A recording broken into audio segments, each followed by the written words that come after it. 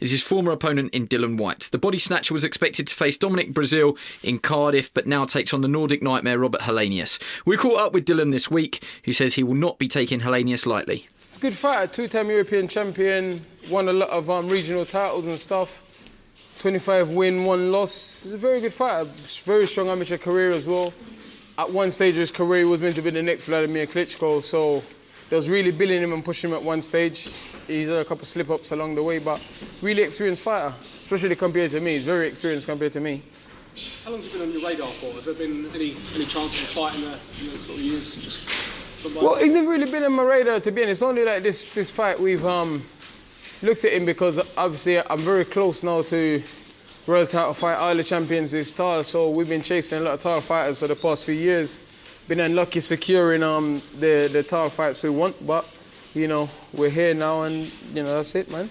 Tactically, what do you think Robert will bring to the fight? He's a very good boxer, he has very good boxing skills. He carries punch power, decent right hand, you know, but I don't think he likes the heat. You know, and I'm coming to cook something on October 28th, so I will be bringing some heat. Talking of heat, it should be pretty lively in the arena with the roof post. Must be very excited to be chief support on such a big bill.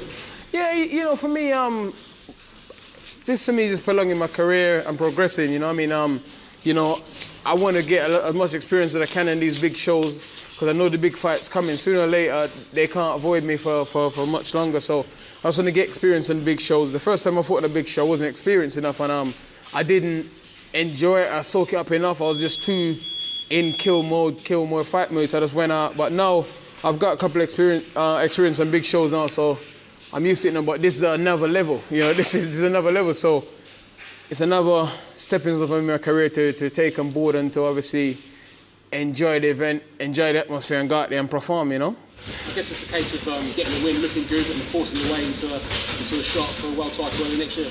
He's just getting the win, you know. But I got philosophy. I got a saying: better ugly win than a pretty loss.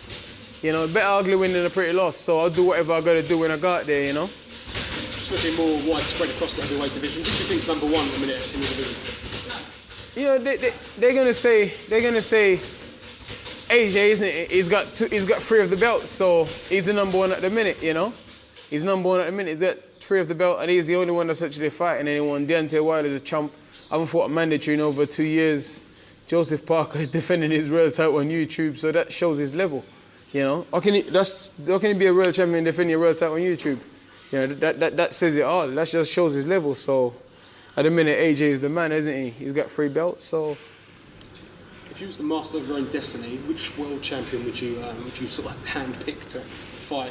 I always want the rematch with Joshua, man. You know, I always want the rematch with Joshua, but business-wise, as I get older, I realise it's more of a business. My team keep installing me. It's not about what the fans think. It's about, you know, making sure you have a good career. When you finish, your speech is still impaired. You know, you're still speaking good, and you have money. And no point having millions in the bank and not being able to spend it.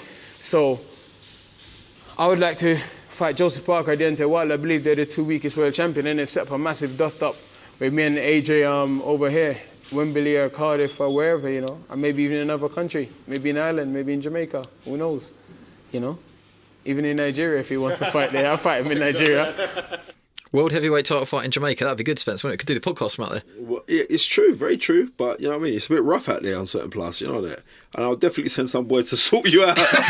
Just to put the frighteners on you, and I'll come to as like the saving hero. Leave him alone, he's with me. And anyway, but nah. You're talking rubbish. Yeah, That's no, what I would say. It's John does a really good. John does a really good Dillian Whyte impression. Come on, John. I don't do it. Yeah, look, you see, you bottle jobbed it, you see, because you know Dillian will come for you. It is good to hear from Dillian. Really good interview there. He's speaking really freely. Couple of things to pick out from that.